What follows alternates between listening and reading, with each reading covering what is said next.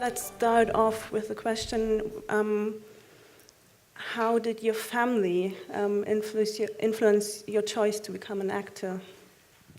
Well, I think greatly.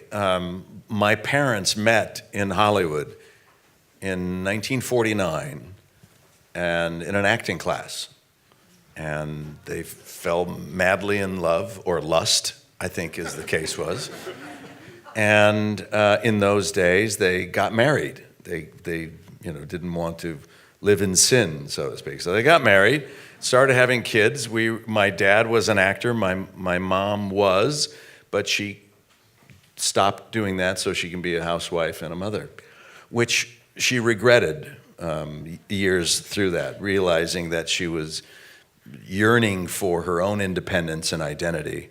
And it was another generation before women were able to do that and come out from under the oppression of the male dominance of the world and be able to have their own. My dad was, he worked often, and he worked in television and film and radio, and it was fun. It was a good life, and we were there in Hollywood, and we would go to different movie sets and television places, and it was exciting to be on the lots. And then I started working as well.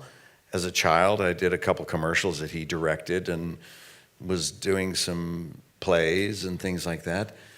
And then it all turned. It all went bad. For the first 10 years, it was a very normal life. Mother, father, little house. I had an older brother and a younger sister. And then he had the breakdown of all breakdowns and had an affair, left the family, destroyed the family. My mother was deeply depressed, started drinking heavily, and the whole foundation that my childhood was based on just crumbled and was destroyed, really. And it left me very insecure and introverted.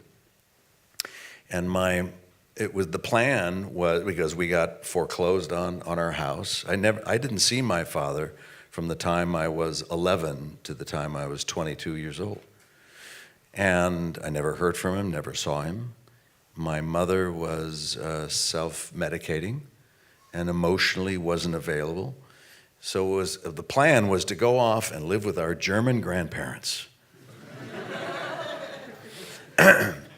My grandfather and grandmother, they were both from Germany. She of Lithuanian descent, but born in Germany. My grandfather, deep roots in Germany, from Hamburg, Otto Wilhelm.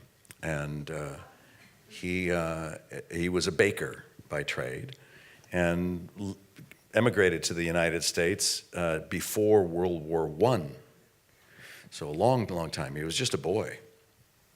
Anyway, we didn't want to go live with them because we liked them and loved them, but they were strict.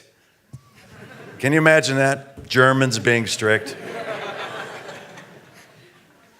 What we didn't realize is like the song, you don't always get what you want, but sometimes you get what you need. And that's exactly what we needed.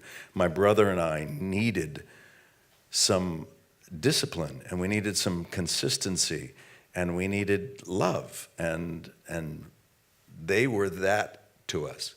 They were really wonderful people, but they made us do our homework on time, chores, and everything was like by the book. Everything was just drilled into us.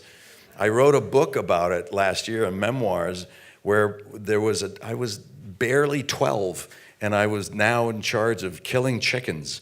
I had to chop the heads off chickens and drain their blood.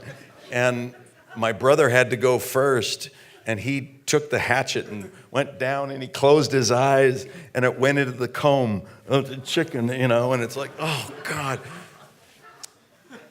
So I killed my first chicken, and I was determined to hold on to it, and it's shaking and shaking, and the wings got free, and the wings went into the blood bucket and started spraying up, and I'm holding on to the chicken, and there's blood all over me, and I'm holding onto the chicken and it's moving, and it was horrible.